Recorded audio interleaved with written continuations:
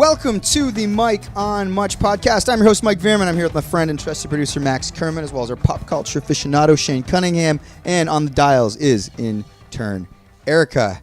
Maxie, what's going on? We just came out with an episode yesterday with the amazing Jesse Gaskell and Mike Sweeney, Conan O'Brien writers and fellow podcasters. Hope you guys enjoyed that interview and that weird Frankenstein of an episode we did. Yeah, I feel so much more at ease because I feel like there was so much tension building towards the re-record of that episode because we're like, we need to like nail this thing and live up to the legend in our mind of that episode. Yeah. In retrospect, I think we cared way too much about that episode. Or do you think I just needed, good or bad, I just needed to get it out. And even like if it was going to be horrible, which I had a feeling it may be, just to get it out of your mind that it might be good if you do recreate it. Yeah. But I feel like we're all much more relaxed this morning. Oh, big time. Everybody's got a good night's sleep. Yeah. Well, I watched The Matrix last night, so yeah. If you listen to the last episode, I shirked my duties as one of the hosts of the Pedestal podcast, our partner podcast. Obviously, check that out on the Pedestal feed. And like we always say, every Friday, a new episode of season 2 will be coming out on the Mike on Much feed. So please check it out and rate it. We are doing Matrix. Like I said, we're going to record that later today for season 3 of the Pedestal. We just keep cranking these things out. It's true. How did you determine how many episodes in a season? We just do 10. Okay, 10. So 10 episodes. Yeah, well, and for the first 2 seasons, we released them in chunk form. So 10 came out season 1, 10 came out season 2. Now we're doing it weekly. So I don't think we'll break it up into seasons anymore. Cool. Nice. Yeah, man. Just keep expanding this pod hub. Yeah, it's good. It's an empire. Yeah, the Ringer, we're coming for you. But anyway, the reason why I'm wearing this is because Mike and I were just at... Not this Mike. No, yeah, Mike D from the band and I were just at an event at Michael Garron Hospital, East Toronto Health Network. And there is a fellow named Elder Little Brown Bear, and he has opened a sweat lodge as part of the hospital facilities. And my dad has actually done some work with him. But anyway, he heard about what we did with Jeremy Dutcher at the Junos and wanted to honor us. And as part of this grander festivities in the morning. And we were, of course, like sort of blown away that he wanted to, do something with us. We also felt a little like we're not worthy, of any extra attention. But he really was like, no, it's really important that you guys show up and you're part of this event. So, so basically this sweat lodge is a place for people in the hospital who are suffering from various kinds of trauma to come in and help start their healing and use sort of ancient methods or traditional methods as part of their general health. So it was really interesting. Cool. It's funny. I only bring it up because it was a little outside of my typical wheelhouse in terms of events I go to, and it really made me realize like.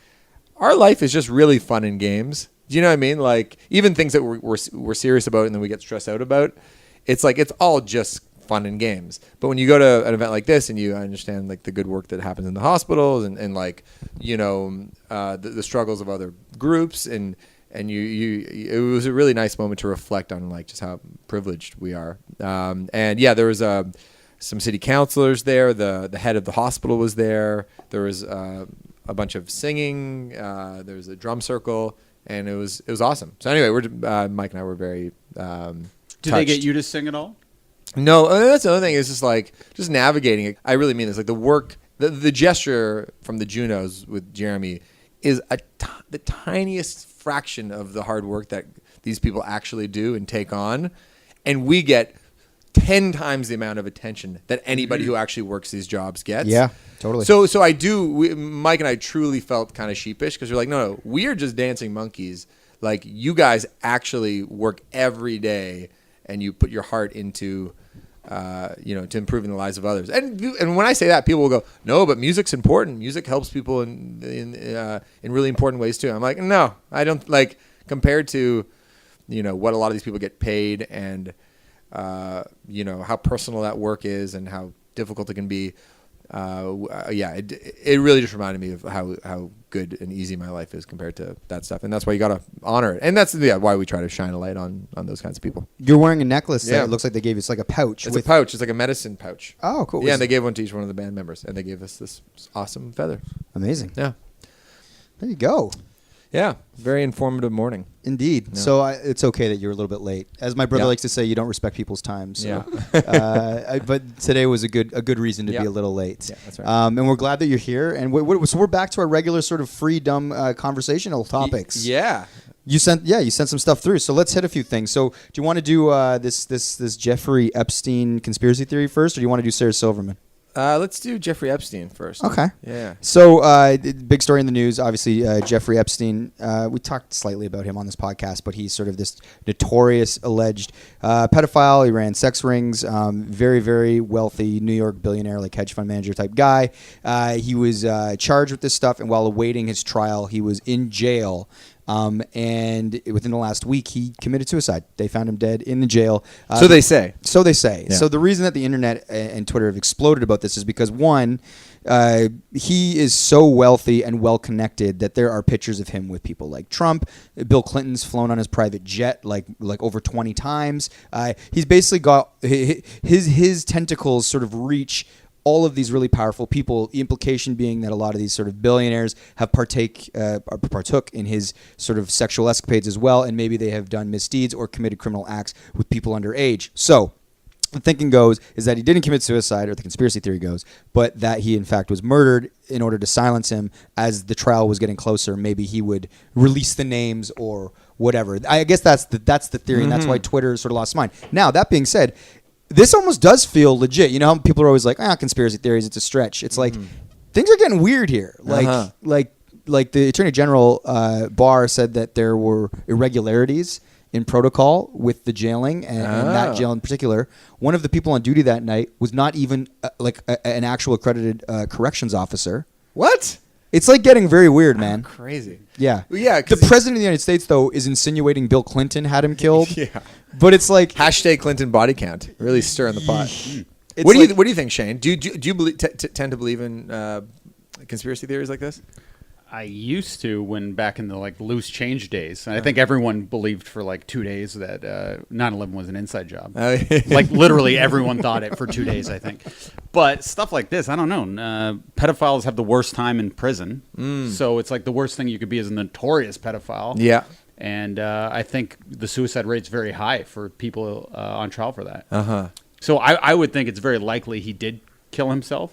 But Yeah. I definitely think people were relieved when he did. Of course, yeah. like those who could be named. Of course, everyone. Somebody said on Twitter, I don't remember who it was, but basically, another thing that doesn't add up is usually billionaires that have the money to fight these things in court are such narcissists and self-loving people that them committing suicide is actually very against type, because it's in order to get that way and accumulate that kind of money, and you always think you're going to get out of it because you can afford to fight it. I think to a point, though. Do you think he was like, I'm so fucked right now that there's no way this is going to get any better? So I don't know, man. Yeah, I would think so. Yeah, it's wild. I mean, I guess that if it comes out, I don't know. If he didn't commit suicide, by the way, he attempted it 20 days ago. He had just been taken off suicide watch the day or two before. So it's the minute he gets off the watch, there's weird people it's the best in the time jail. to kill yourself. He's just been sitting around waiting for that moment. When the cats are away, Yeah. Anyway, it's a real. There was a. Do you follow Moist Buddha on Instagram? I do, yes. Yeah, it's very funny. I don't. Well, Mike but I on like Much that. does, so his stuff pops up. Yeah, it's very funny, comedy Instagram. Oh, account. I don't and know there's a Moist. screenshot that somebody tweeted. It's a tweet of a screenshot of a tweet. And I don't know IDK who this Epstein guy is, but a lot of people are tweeting about him. I guess he was a pretty important person, and he committed suicide, which just goes to show even when you're successful, you can still be depressed. And it's a really serious issue. More people should be aware of. R.I.P. Jeff. That's a funny angle. Yeah, but do you think that's real? Do you think it's a real tweet? No. No. That's trolling for sure. You think that's a troll? Yeah. Oh, he's retweeted someone that tweeted this. So this person could be sincere. Yeah, exactly. That's got to be a Could joke. It could be. I mean, there's a lot of dumb I people. saw a funny tweet where it was Trump had said something stupid on Twitter, and then somebody was like, "Why is he doing this?" And then people were like, "Hey, give Trump a break. His best friend just died."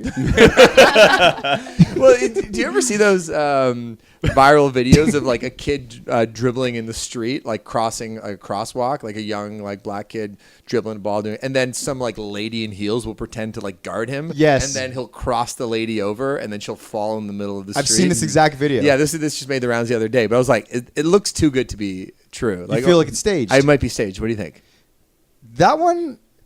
Maybe it was, but that one felt real to me for some reason. But then why would they be filming? Yeah, why are they filming? That's a good point. Well, you brought the drone thing. The drone thing. Oh, that's a great clip. There's a viral drone video right now where someone's got their camera up in a drone. It's over top of like a lake type thing, and the drone runs out of battery. So the guy has to jump into a lake and basically swim up to where the drone is falling, so that like his expensive camera presumably doesn't fall in the lake. But you're getting the view from the drone. The drone is filming the whole fall, and you see the guy run to the edge of the lake, swim up, and literally catch the drone just before it hits the water. It's a very suspenseful thing. I actually became aware of it because Duncan Jones, the director, David Bowie's son, he retweeted it and said, "This is a fucking amazing shot, mate." He's like, "Hitchcock would be proud," or something like that. Yeah, because it's a one shot. And you just see the guy in the background, like, running to the side of the water and getting in Would there. you be impressed by that if it didn't have all the retweets and other people of note saying it was a great thing? Would you be impressed if I was just question. like, "Hey Max, look at this"? I would. No, it's pretty visually stunning. I thought. I think you would be too. so bored with it.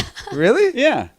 I don't know. I'm done with drones. I think the circumstances of it being out of battery and his camera would have been zapped, the card would have been done if he doesn't get there. Like, we never see the footage if that camera goes into the water. Yeah. I think there's something to that for sure that makes it. But then you special. start thinking like, oh, was that drone controlled? And maybe it was just going to zip up. If it was. Was it them trying to go viral? Yeah. I think that's on the table. Mm-hmm. Let's get to the idea of conspiracy theories anyway.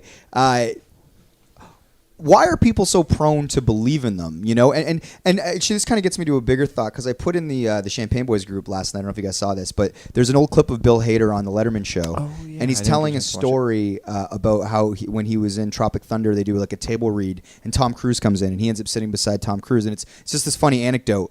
But because of this deep fake facial technology where they can make anybody look like anybody, Jordan Peele did a famous video as Barack Obama.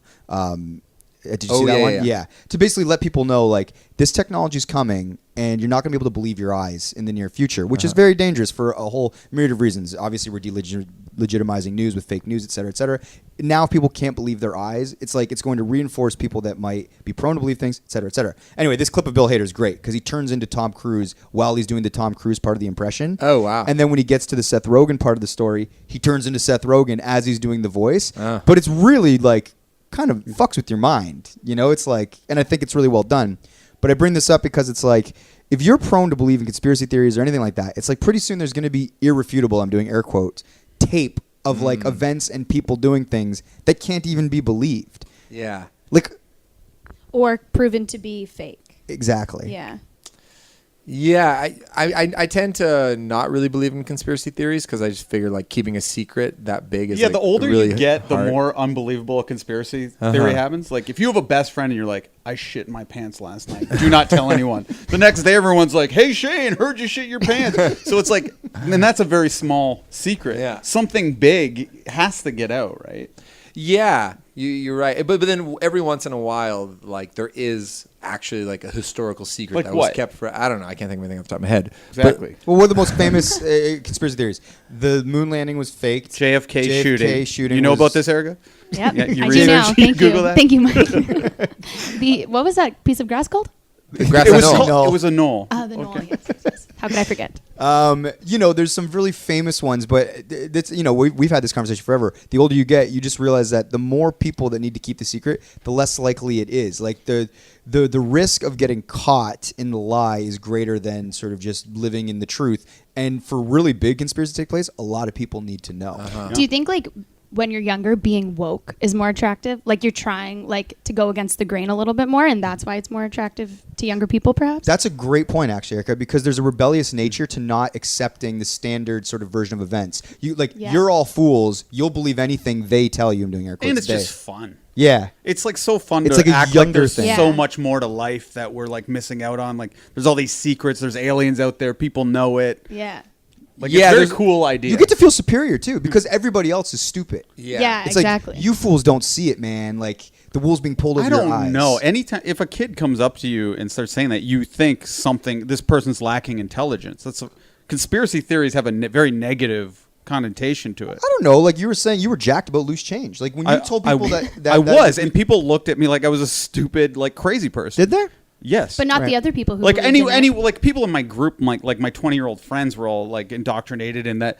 There was Michael Moore did that famous doc, which basically said Fahrenheit this, 9/11, yeah. Yeah, he said this is a conspiracy theory, and they had footage of George Bush like getting the news and then like not really reacting that quickly to it. So, yeah, I do think younger people will do it, but I don't think older people have any respect for people who believe in conspiracy theories. Do you? I don't know, but young people become old people and they stick to the. I don't Yeah, know. I know like, that, but yeah. I'm saying like if Erica came to you with a conspiracy theory, would you be like, "Wow, this is a cool theory that Erica has," or would you be like, she's a little young and immature"? I would lean towards dismissing it, which is Yeah. probably a function of we've seen a lot of shit in our lives, and so much stuff ends up being not true or bullshit or like a good story that you just kind of like, okay, is it even really that interesting? You know? There's also something really interesting about like Illuminati, high society kind of secrets. They're like, Yes. what, like that top level, like Totally. the richest and most powerful. You're like, what are we? Yeah, it's like, what are they keeping Elite from secrets. us? Yeah. Well, it's like I think Tessa's in the house. Tessa? Yo. Oh my God, this is interesting. We should get her take on conspiracy. Let's get her in here. Okay, so what happened right now is Olympic medalist, Tessa Virtue is walking by the pod studio. This was not Take a planned. picture. So Max is going to try to pull her in here, I think, to quickly talk on mic. Hey, what's up? How's it going? Give me a chair. I'm Shane. Very nice to meet you. Mike, what's up? How's it going? Here, please have a seat for a quick second. Yeah, no. Oh, We're Max actually had a talking question about for you. conspiracy We're doing theories. this live, right? It's just offering coffee. No. What? Okay, your thoughts on the Epstein situation? That starts pretty heavily. Did he commit suicide or was he taken out? We can cut this out if you don't want to. Oh yeah, murdered. Well, taken out, right? Oh, I thought you meant like switched. I thought you Oh, switched. Body double. Manager Ash thinks that there's a body double. So he's in the still house. alive. What have I missed? What are the hot takes already? Well, basically, we're talking about conspiracy theories in general. Like, do we believe them? Do we tend to lean towards them? And the thinking is that as you get older, the less you sort of tend to believe in conspiracy theories. Where do you fall on that spectrum? Are you like, I believe in conspiracy Was theories? 9/11 an inside job, Tessa? These are the hard-hitting questions. Yeah. No, I would tend to like be not so into the conspiracy theory. When you were younger, though, did you believe in No. conspiracy theories? Never. No. So have you ever seen Loose Change? No, Oh, the YouTube doc about 9/11. no. Oh, you're probably skating. I'm like, this is why I'm probably not great for this Right. conversation. I'll educate myself and I'll come back and then I'll have something to articulaate. Okay. We should have sent you the topics ahead of time. Yeah, We didn't know you'd be walking by. Yeah, we'll get this you is- on the this is text amazing. thread. I really wanted to come and say hi to me. Interrupted. What are you doing in the building right now? We are doing some media for Rock the Rink. Rock the ring. Oh, when is that? when is it? Yeah, plug the dates. It starts October 5th and we make our way west to east in Canada. Exciting. When are you in Toronto? Because I think I might come with my wife and baby. Oh, let me know. We Okay. would love to have you there. Yeah. I think beginning of November we're in Mississauga would be the closest date here. Very cool. Yeah. Excuse my ignorance, but what is Rock the Rink? It's a skating show. We're an entertainment show with an international cast, and we'll have some live music. And Do you sing? no, God, Oh. I will. You just I play will guitar? not Well, put people through that. Yeah, I'm gonna try. I'm gonna play around. You know. Yeah. Actually, I think we have like dates back to back in some of the like in London or Kingston and St. Catharines maybe too. Yeah. Party on. Yeah, that'd be great. Can I snap a pic quick for a little guest appearance? Yeah. Oh, wow. Look at that. Intern Erica Look at is on it. Oh, we're going to all get in this photo. Yeah. This is awesome. sorry to. No, this is happening for us. All right. I really just wanted to escape. Oh, nice. How much longer? We just started rolling. We probably got another like 25 minutes. What else is on the We docket? got Sarah Silverman and the movie. Blackface. Oh, And a Shane surprise. Did you hear about the Sarah Silverman thing? Oh.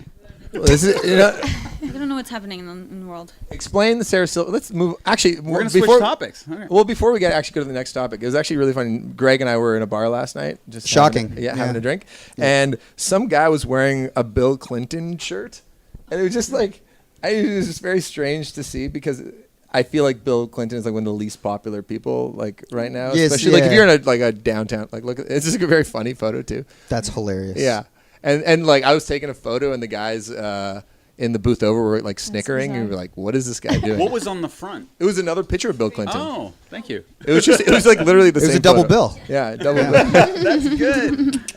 Yeah, that joke is underappreciated. I feel. Thank you. Yeah. Okay, I'll Yeah. let you continue. Thank you for I'm popping so by glad and saying I got to hi. meet you.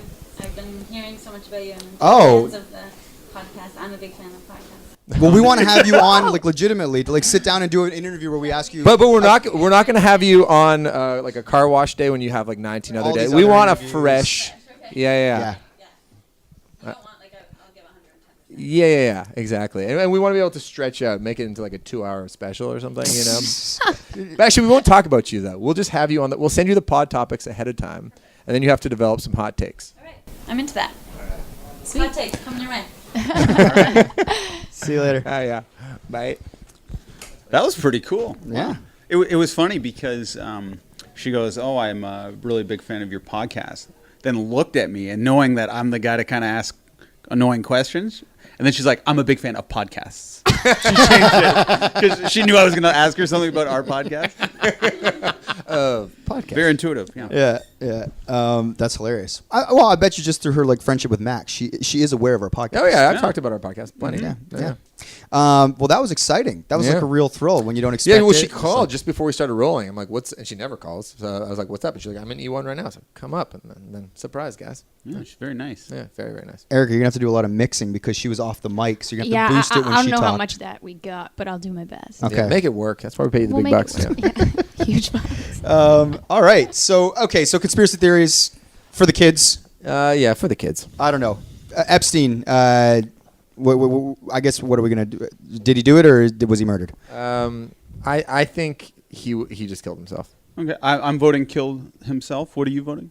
I'll go. It's more likely that he killed himself. Erica? But I'm not dismissing this out of hand. If over the next week or two it comes out that in fact like some weird fucking shit went on, I won't be like, my word. I'll be like, oh man, yeah, the elite really do have the ability to get people. And they do murdered. talk about how well connected he was. Well, if we're allowed to play that angle too, then I take that angle. Okay, Erica. Yeah, I think he probably killed himself. He probably spent a long time by himself the past couple months, freaking the fuck out. Yeah. And just realizing, there's no way out. Yeah. And he would just implicate so many people. See, that's the great loss. It's like if there are these sort of like super elite wealthy creeps out there like indulging in these sex rings, wouldn't it have been great just for once to see these people like go down and be held accountable? Yeah. Like if he could have named names like Yeah. legitimately, and we could have, sort of like lifted this secret veil on this kind of nefarious world. But it seems like that's all out the window now. So We'll see. A similar topic, BC murderers found You dead as well. spotted them. I'm not sure if you remember this. I do. Okay. I saw that one guy on the street who I was sure was the BC murderer, but I guess it wasn't because they were still in But Manitoba. if you really thought it was the BC murderer, why would you get a selfie with him? I didn't take a selfie. I took a picture of his face. Oh, okay. And I showed you guys, and you told me all I was crazy, but Right. yeah. So do you think those guys are dead? they No, are. they've they were been found found dead, dead. and the Confirmed. autopsy confirmed that they died by suicide. Oh, okay. Yeah. Yeah.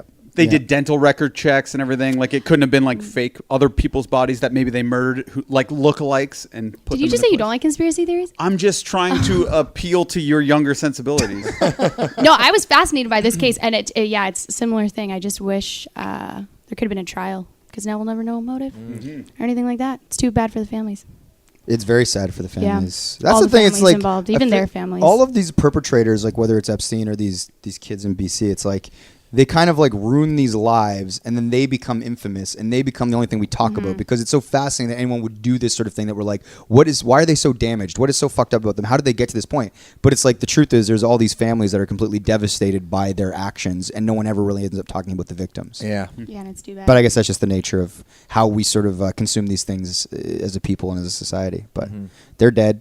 Epstein's And dead. it's not even like they get to live in infamy forever. It's like on to the next one. Their moment in this perceived sun lasts like 2 minutes nowadays. Totally. Like I couldn't even tell you their names or anything. Nope. So it's certainly not worth it anymore if they're out for like the big news headline or anything. Every week something insane happens these days in North America that is like literally like the news cycle's gone nuts. And I used to really believe that it was like, well, we just have more access to information. Like Twitter is making it seem like more stuff is happening. Now I actually think that more crazy, insane, like sort of like societal and world changing things are happening every Well, it's just because week. people have pocket cameras on them now. So more stuff is being captured and Documented. yeah. You know, speaking of famous murderers, Paul Bernardo. You know, he had a pretty good run, right? Like in public fame, like, and like he has In infamy. Yeah, in infamy. if fame was the goal, he had a good run. Yeah, He was a very famous serial killer for what he did here, especially in Canada, right? Because we don't have a lot of sort of like notorious serial killers. If you're talking about the Ted Bundys of the world or the Charlie Mansons or like not these as people many that as the States. For sure. no, hell Yeah. no. So Paul Bernardo and Carla Homolka, that was obviously a very, very big She's story. out, by the way. yeah, Yeah, Oh, no, yeah. it's She has crazy. kids of her own. And She's living in Quebec Montreal, somewhere, I yeah. think. That's nuts. She cut the deal with the prosecutor because she turned him in, right? She flipped, yeah. But it's like, it's fucked. Like, they both should be rotting for the rest of their lives. Oh, for sure. She was- one sort of like conflicting thought I have is that occasionally, like maybe once a year, I know where you're going with this. people say that I look like Paul Bernardo, and on Really? one hand, I'm like insulted because you never want to be compared to a serial killer Unless he's handsome. well, this is it. But that's the thing. A lot of them are. A lot of Yeah. like serial killers are like textbook very good looking. Or is it just that you think they look dangerous? Maybe a bit of both, Maybe but a like bit of there's both. an attractive quality to a lot of them. Yeah, so physically. the vanity in me goes, well, thank you.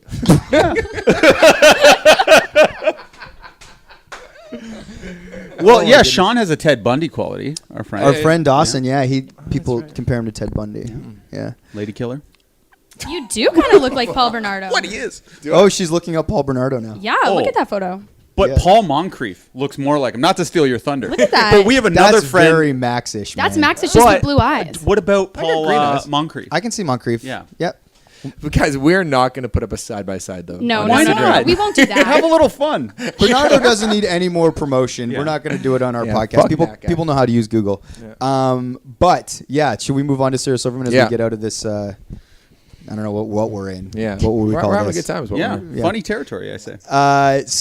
Another big story that happened this week is Sarah Silverman, the comedian and actor, went on the Bill Simmons podcast to do sort of a wide-ranging interview. I haven't listened to the podcast, but I did read the pull quotes. I know you listened to it, Max, because you were like a sycophant on Twitter saying how lovely she is and adding her on Instagram. It was awesome. Yeah. Like the interview itself, again, yeah, it was very wide ranging. They talk about everything. She's so like authentic and real. Every time Bill said something kind of like goofy or maybe missed the point, she'd be like, really? Well, like she just has such a. Have you heard her interviewed in other places? No, I read the pull quotes, but didn't. Yeah, hear but it. this is- I am a fan of Sarah Silverman. I do think she's great, and I follow her on Twitter and all that stuff, but I haven't listened to the interview. And you just get a sense of her humanity.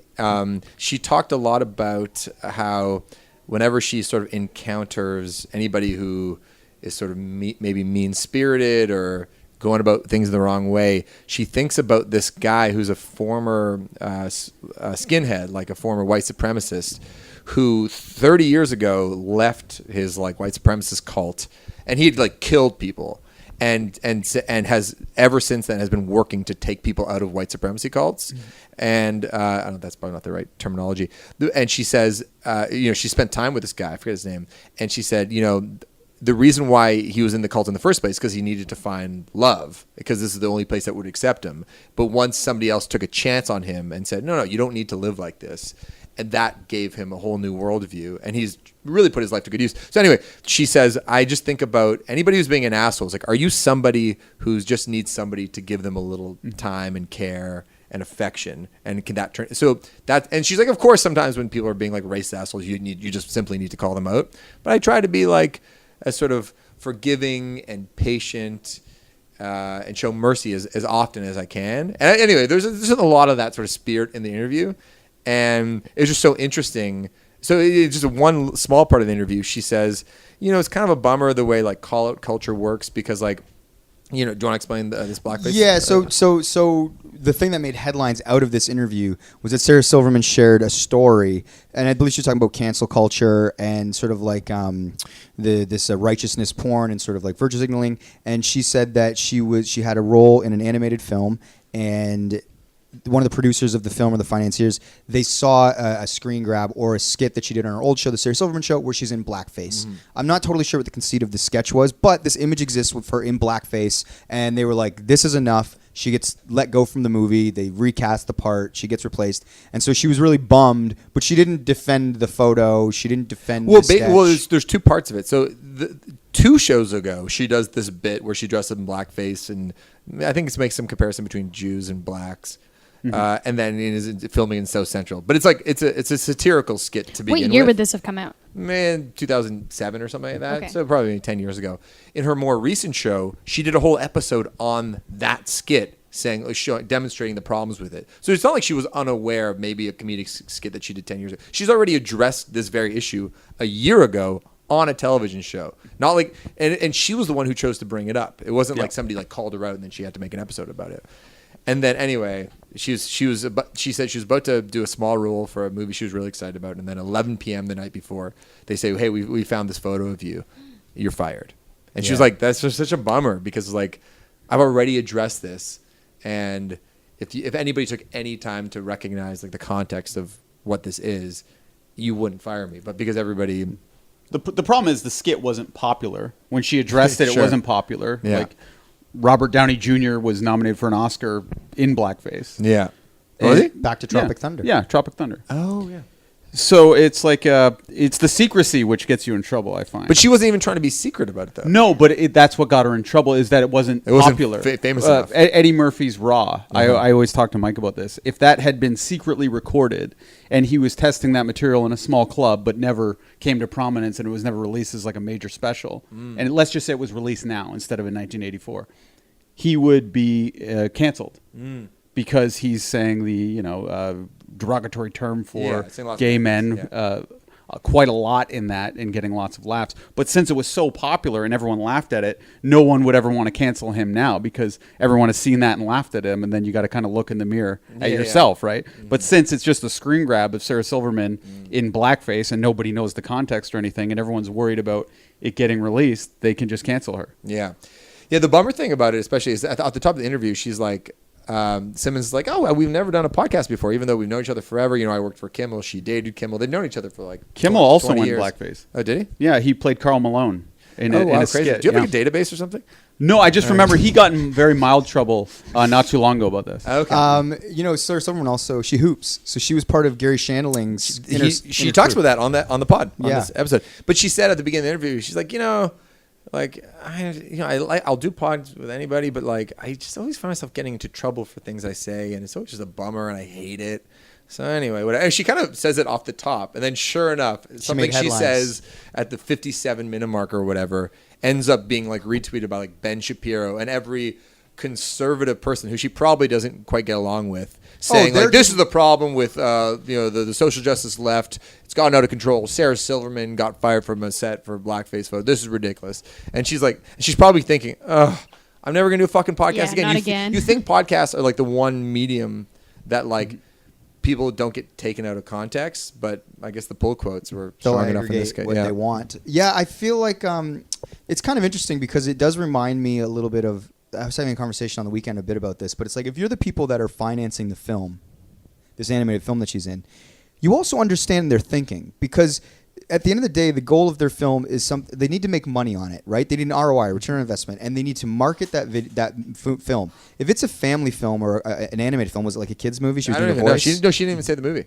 Okay. Yeah. Well, I just like it's is it a family film? I thought I read in the thing that it was an animated thing, but I could have that wrong. Okay. But the point I was going to make though is if like you are the financier, you go.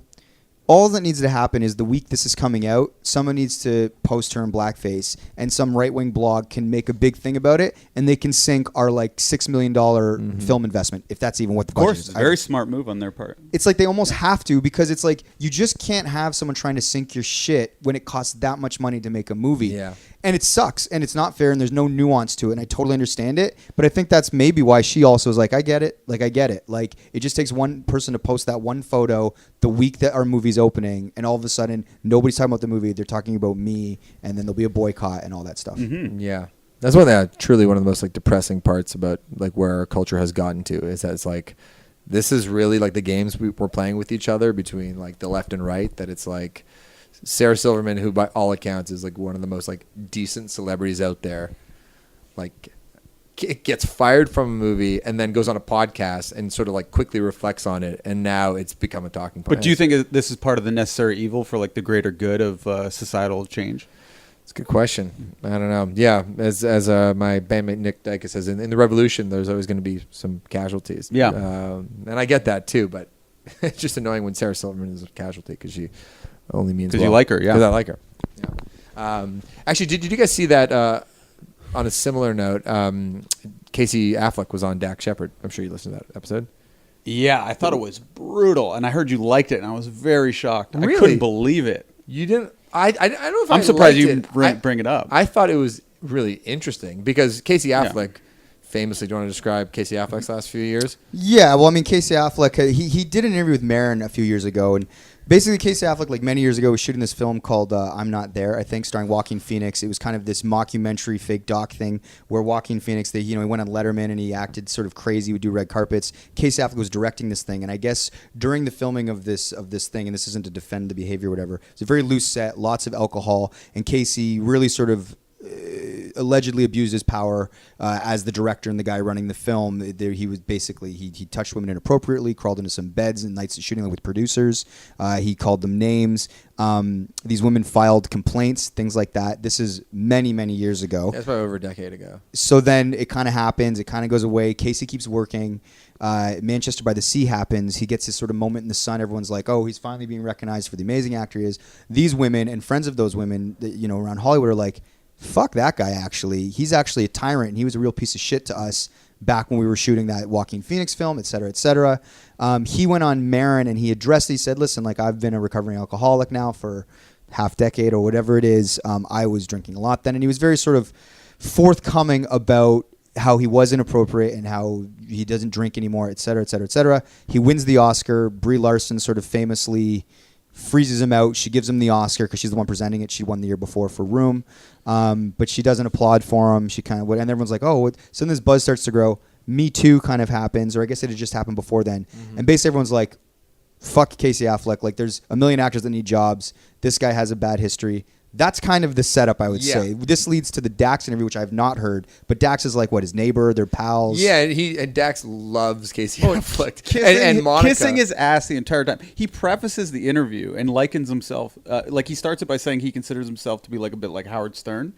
So I'm like, oh my God, this is going to be an amazing interview. I was so excited to see that he was talking to Casey because I thought he was actually going to get some real answers. Yeah. And like hammer it home a little bit. They kind of dance around it the whole time. Just talking in platitudes about Me Too, and like without ever really specifically addressing it until the very end. Didn't you find it awkward how they just had the total non sequitur into talking about it, but not really talking about it on the how much was edited out of that? Like that was so weird. Yeah, and to make matters even more strange, Monica, who's a co-host with Dax, loves Ben Affleck, is like the biggest crush of her life, and she loves Casey Affleck, and she said that she's watched Good Will Hunting like 1,000 times.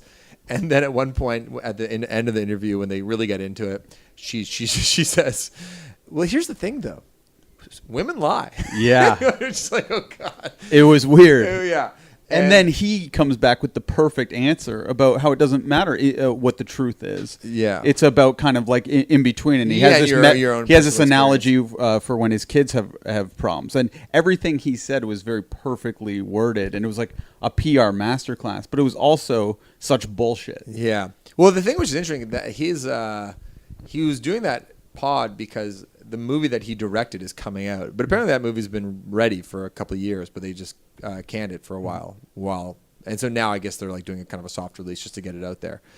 But where am I going with this? Just thinking about like, I always think about this idea as like because no one's getting sentenced to jail. Because when someone serves the time for the crime, you can begin to be rehabilitated in the mind of the public.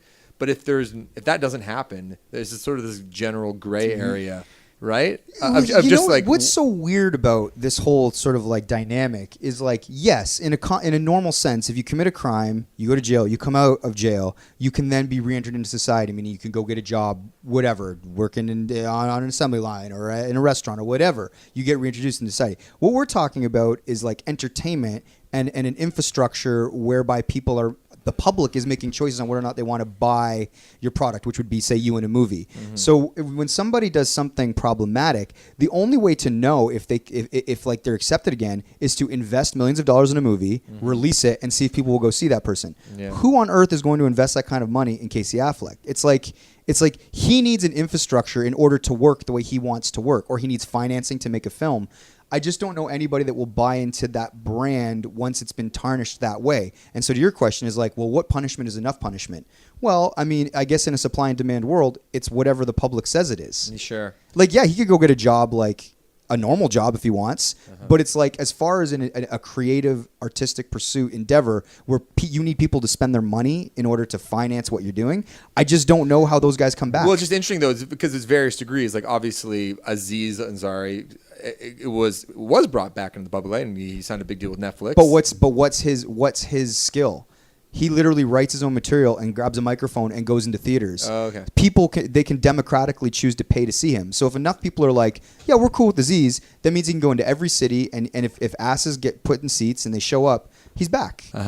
That's not what Casey Affleck's business is. Casey Affleck needs this whole infrastructure in order to be in a movie. It's just a hard business to come back in because it's like, who's going to invest? Oh, that's actually kind of interesting. So the people that like the stand-up comedians have maybe a better shot, absolutely, because they have their own audience. But yeah, they're self-starters. They write their own stuff, and there's no money involved in touring. Smaller investment. Like what the fuck? You just get in a van and go into Ohio, and it's like, I'm going to play Columbus, Ohio tonight, and will people show up? I bet you if Louis C.K. does that, a lot of people are going to show up. Yeah. So then Louis can make a living. Now, will Netflix get into business with them or FX or something like that? Those companies have a choice to make. And I bet you if they think enough people will watch, they would get into business with them. Yeah. It's just a money game, really. But it's all kind of wrapped in this outrage culture and like sort of trying to be morally responsible, which I do think is a good thing. And I do think there's certain people out there that do care. But I just don't know what... it's hard with movies, man. I just don't know what... Like, are you mourning the fact that Casey Affleck won't get to ply his art going forward? No, I don't give a shit. I'm just... Yeah, I was just talking about the interview. Like, I don't... I was just kind of curious to know... I wonder if, based on, like, what he did, if he'll ever come back. Not, again, I don't give a shit, but just, like... For me, I just always, like structure, and there's a general lack of... What are the rules? Yeah, there's just no rules when it comes to it. I just like to know what the rules are. He thought he was being very smart, I think, in this interview by saying all the seemingly perfect things that everybody knows anyway. But if he was actually cut the bullshit and kind of say things imperfectly and admit fault, it would have done him way... he would have been way better served to do that. Because I'm not sure if you've checked out the comment section. Oh, every single person saw through the bullshit. There wasn't, out of thousands of comments on Dax's Instagram, not one person said he did a good job of defending himself. Oh, wow. So it felt too much like a PR exercise. Oh, my God. It felt like he was wearing a Bluetooth headset and he was being fed lines. Perfect lines, delivering them so eloquently, so articulate. He's got a great voice. He's amazing at it. And it was a real like marvel to listen at. Like, I was jealous of how articulate he is. Yeah. But I was also like, this comes across so inauthentic, so rehearsed. And he was almost like taking an outsider's perspective of the issue. He totally removed himself from it. Yeah, he truly did. Like, as if he was some sort of like academic talking about the nature of... And he was acting like he was like so pious or like better than them even. Like teaching them like, here's how women's rights is Monica. Do you think he probably saw all the questions and everything beforehand? No, I just think he's gone through every question in his head for the last 2.5 years. Yeah. And him and Dax are neighbors. They probably had a version of this conversation a bunch of times sitting around a pool. Yeah. Well, they kind of act like, and it did seem like a bit of an act too, like they were strangers who just happened to live close. They talk about how they've only seen each other like 7 times, and like they're very awkward around each other. So, yeah. Interesting. But it felt heavily edited, felt like bullshit, it felt contrived. So it wasn't the Howard Stern interview that you wanted? Not at all. And like Dax came off like such an ass-kissing loser, which is very antithetical to how he presents himself. Well, he was just like... So we booked you for the show. We're really excited. You know, Monica's a huge fan. And then I heard a couple things about this thing that happened on a set. I had no idea. So I had to read up a little bit about it. I had no idea. Are you fucking kidding me? So what did you like about it? I think I just like the sound of Casey Affleck's voice. And he has it because he hasn't done an interview in a very long time. And I find him to be like a very interesting, likable guy. I think the thing I liked the most about it is that I really enjoy when actors really downplay their own skill. And he's just like, look, any of the movies that you like me in, 50 other actors could have been in my role, and it would have been just as good. He's like, it's the director and the writers. Oh, he quadrupled down on that false modesty bullshit. Yeah, but I like it. I believe Oh my it. God. I just believe it to be just modest. It was pathetic. Like he was begging the audience to just forgive him and love him and just show how much of a great guy he is. And then maybe I was just a sucker for all of that. Well, I thought, I knew you were gonna love the interview, but I thought you would like it just on the basis of you get interviewed quite a bit. Sometimes you get asked a tough question probably out of nowhere, and you're like, how would I answer that? And he answered every question seemingly perfectly. So I thought you'd respect it on that level. I did. Yeah. But then I heard like other people liked the interview, and it kind of blew my mind. Like I was talking to, I won't say names, but yeah. Yeah, I was telling Shaney that because we all had drinks on Friday, and that ended up coming up, and it's like classic like Champagne Boys over pints, dissecting all of this shit and all of that stuff, and yeah, the consensus. I hadn't heard. I can't really have an opinion. The last time I heard him was on Marin, what was that, like 3 years ago? Yeah, and at the Marin time, he was much more authentic in that, and then you could tell he's been burned far more severely since that interview in 2017. So. His tone and the way he speaks is way different now. Yeah, it's a crazy time. How do we want to wrap this podcast? So Sarah guys? Silverman good, Casey Affleck bad. Is that what we're doing? I think Sarah. Oh, I thought we were doing a Shane surprise, but oh my God, that's our favorite part. Shane surprise. I always Yeah. forget about the Shane surprise. I gotta pull my list out. I'm sorry, Shane. Surprise us. No, and Shane's like, no, I'm leaving. You don't deserve it now. Yeah. I want to say that this surprise is not good. Okay. Your topics were much better. Okay. My topics are probably the worst part of the show. I'm kidding. I'm doing Casey Affleck. But I am actually serious, and this is a very obvious Shane topic. But I think we can maybe go somewhere interesting with it. And Erica kind of reminded me of this yesterday. Okay, so there's a story that just came out of a suspect. Police were on the hunt for a suspect, and he was hiding for quite a bit.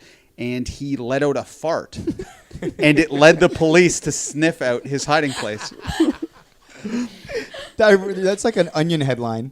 No, it's a real story. And then the police tweeted it out, and they just did all these fart puns. I'm just trying to find out what they said. Hold on, the police Twitter account? Yeah, police, when they have kind of a frivolous story, if it's a murder thing and they catch a guy from farting, they wouldn't be funny with the tweet. But if it's drug possession, they'll tend to do a funny tweet because they want to go viral. But I'm just gonna. So there was one of the sheriffs tweeted, if you've got a felony warrant for your arrest, the cops are looking for you, and you pass gas so loud it gives up your hiding spot, you're definitely having a shit day. Then the other one that they were proud of, where is it? And then the Liberty, Missouri police did a tweet. Thanks, Sheriff Clay, for airing out a wanted person's dirty laundry and fanning the flames. There you go. The Liberty Police Department was surprised to see the incident slip out, which stinks for the arrestee. Fortunately, no one was injured during this arrest. # nervous belly, # no comment. But so then I was because yesterday Erica was talking, everyone was talking about how often they shit in a day. Mike had said he shit 3 times. Erica was saying she shit once, and and then I looked. You're really airing our dirty laundry. But then I looked up how many times people fart during the day. It's 10 to 20 times. 10 to 20 times. Yeah. So I was wondering how, if that's true, how often, or where do you guys fart when you have to fart? Well, I guess it depends where you're at. Around the house, wherever. I know, but I'm saying we're in an office all day. So when you have to fart, where do you go? And do you fart in your relationship? Do you have an open farting policy? Is it funny to fart? Is it disgusting? Is a burp worse than a fart? Just thought I'd get into this very Shane topic. Yeah. Well, in our family, in my relationship, I find farting hilarious. Does Danica fart? My wife does not find it funny at all. And I can't picture Danica, 1, liking a fart, and 2, farting herself. She doesn't find them funny. She does not find them funny after all these years, but I'm not giving up anytime soon. And listen, man, you got to be comfortable enough around each other to let one squeak out every once in a while. But how often did you wait till you farted in front of Danica? Probably 2 years in or something, or Really? a year in. Right. Well, out of courtesy, I didn't want to scare her away. Erica? What's the question? How I feel about farting? One, like if you're in a new relationship, can we say that? Yep. Okay. Have you farted in front of him yet? I don't think I have. No, not noticeably. So they have either all been silent and or unsmelling. When you are doing a silencer, and I have this weird skill. Yeah. I can tell if it's going to stink. 100% me too. Yeah, isn't that weird? And How I you can just tell if it's know? going to make a sound. See, I don't know, and I wish I had that. I have like talent. 99% accuracy with it. Like I can fart in an elevator surrounded by people and be totally confident that no one's going to smell anything. In fact, I did it before I came here today. Wow. In the elevator. Yes. In E1? No, I did it in. Mind you, I did it with no one in the elevator. Oh. But sure enough, You gotta practice. someone stopped at the floor, and it was Rob Farina. Oh. Comes in, and then we were chatting, and he's like, "I'm going to the fifth floor with the big boys," and I was like, "Haha, are you nervous?" And he's like, "Nope," but we had this full conversation. Well, you're and- farting the whole time. No, I just farted once before he got in, but But it was odorless. You couldn't smell anything. It was Wow. perfect. Maxie, do you toot in front of Lauren? Oh yeah, but usually the mornings is when I'm the worst. But I find they're loud, and the band guys can attest to this, but not smelling. They just it's just like a lot of like air release. See, those are funny. Yeah, Those ones think I that- laugh. Well, Lauren doesn't fart, but when I do it, she just kind of look over me and just to shake her head, just like, "Oh, really, buddy," kind of thing. Lauren's never farted in front of you. No. Wow.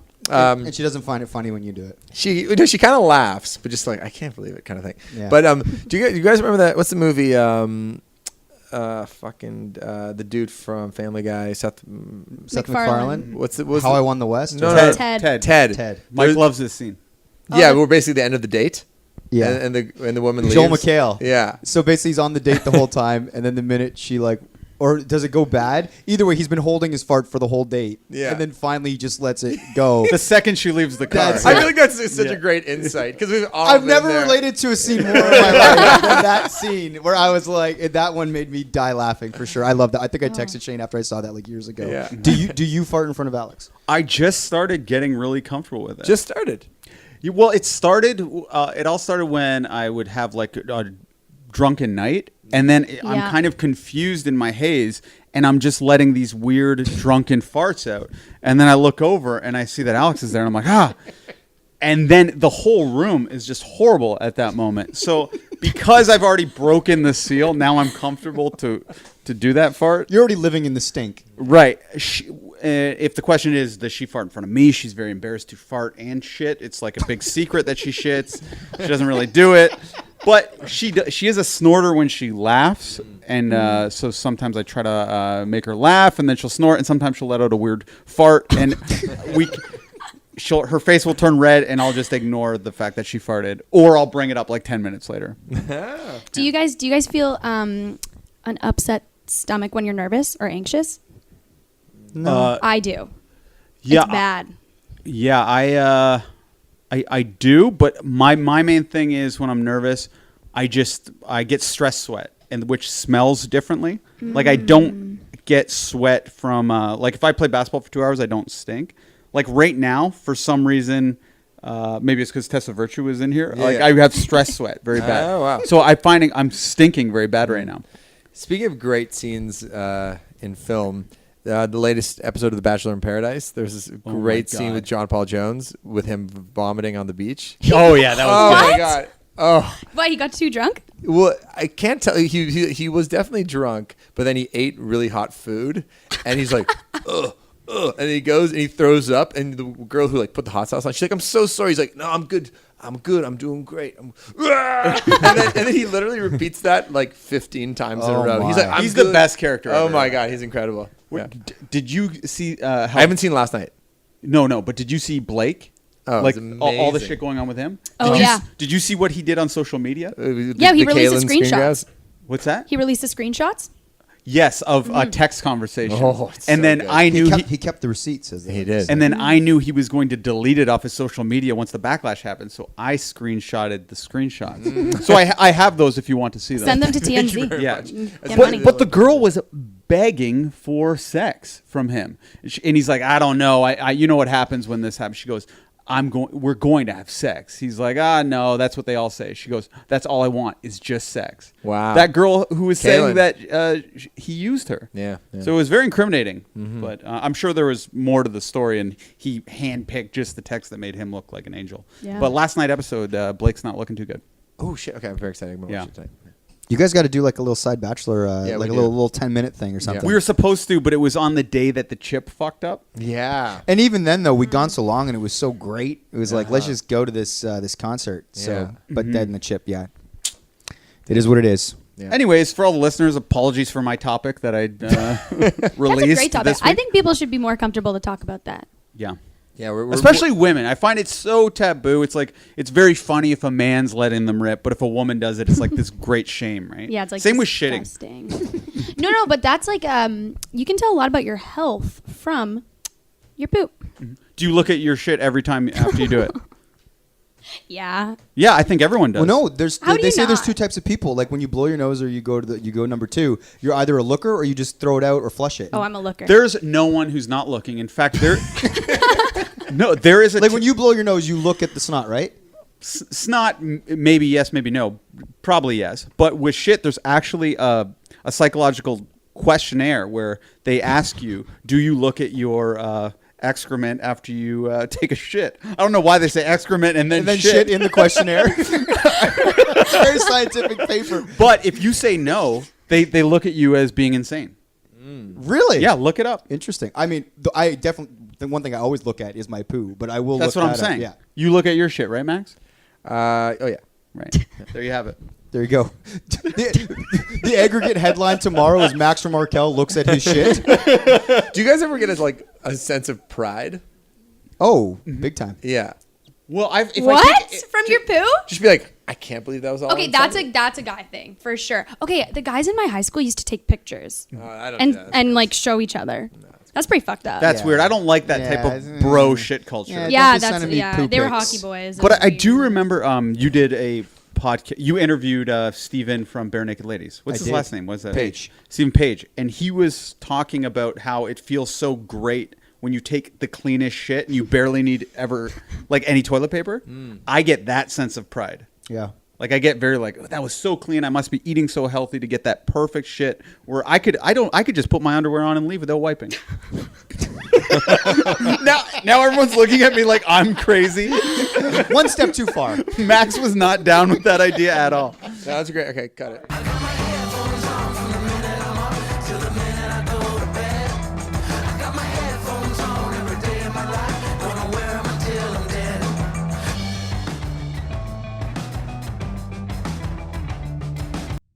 Mike on Much can be found on Twitter and Instagram at Mike on Much. You can subscribe to the show on any platform that has podcasts. Spotify, do it.